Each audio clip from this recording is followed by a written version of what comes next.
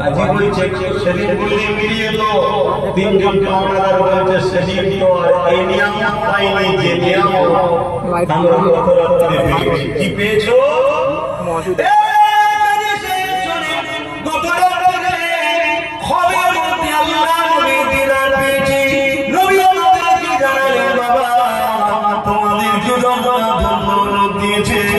তোমারই একটা ভাই আমারই তোমা পেটে যারা তোমরা জানো ভাবে যারা করেছে স্বভাব খারাপ না দেবে না মনটা না, কিন্তু তোমাদের গায়ে ধার করেছে তোমাদের জন্য অনেক ধন্যবাদ দিয়েছে।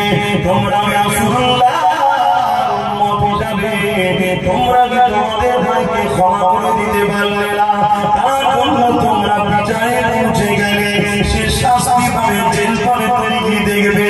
তোমার এক কলিমা পড়া নাই নবীর উম্মত জেল খাটবে আর তার জন্য তোমরা সেটা চাইবে।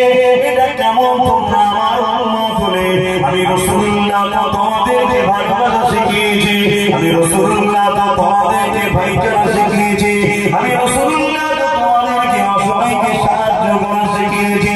এবার ছেলেরা পাওনাদারেরা তোমরা কি আমি নবী আমার খাতিরে আমার এই উম্মতকে কি মাফ